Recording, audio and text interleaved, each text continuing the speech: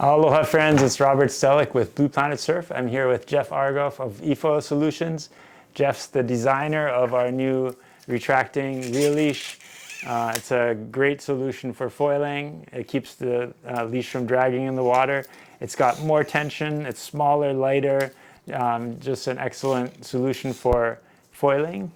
Not just e-foiling, but I love using it for wing foiling. We also have the harness belt. So Jeff's going to show us a few things you should do on a regular basis to maintain your leash in good operating condition. So Jeff, why don't you tell us what to do with the leash? Okay, very simple. Yeah, so wash hole at the top. Make sure you wash it after every use, especially if you're in seawater. Just rinse it through. The other thing to do every few weeks or so is you may want to oil this, especially if you feel that there's some issues with the tensions. You go ahead and open this up, open it up, get some oil in there, not much, a little bit will do. Put the screw back in, and again pull it out a few times, and that should do it. Okay, so make sure you rinse your leash on a regular basis to prevent salt from gathering inside, preventing corrosion. And then on a regular basis, add some oil to the oil port. And that's about it for regular maintenance. If you do ever have an issue with the spring inside, it is possible to change the spring yourself. We have a separate video where Jeff shows us how to exchange the spring. If you don't feel confident doing it yourself, you can also send it back and have the spring replaced. But that's about it. That's all the maintenance it takes to keep this leash working well. If you have any questions, make a comment down below. We'll get back to you. Is there anything else you want to add? That's about it. Okay, I just wanted to add a couple of things to this video, a couple of safety warnings. First of all, we've had a couple of customers that said this knot on their attachment between the quick release and the shock cord. This string is very strong. It's like over 1,000-pound test strength kite line, so the string itself will not rip. But we've had some people say that this knot wasn't tied very well when they received it, and the knot can slip out. So just make sure the knot is really tight and that there's enough line sticking out, like about at least ½ inch of line sticking out. If that's not the case, if the line's getting really short close to the knot, I would recommend retying this knot, okay? So that's one thing.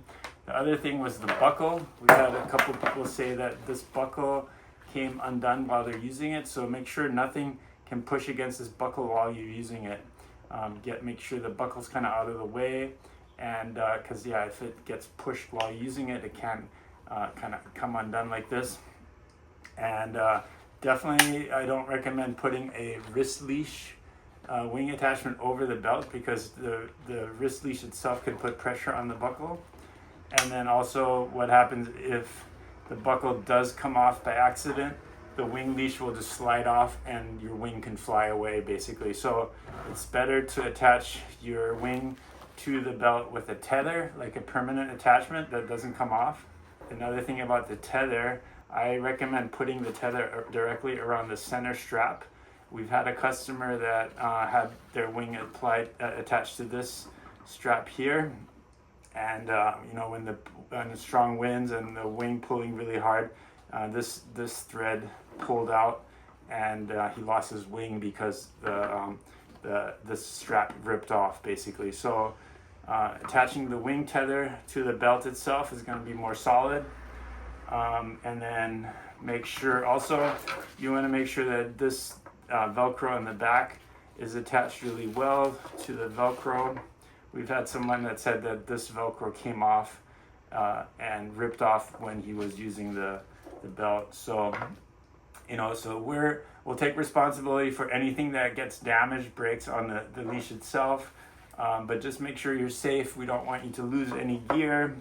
And also, I just wanted to mention that, you know, we'll replace any parts of this belt or the foil leash or anything that breaks. You know, we do have the 1-year warranty, but you know, you're definitely using this at your own risk. We don't recommend using it in really rough conditions, big waves or super strong winds.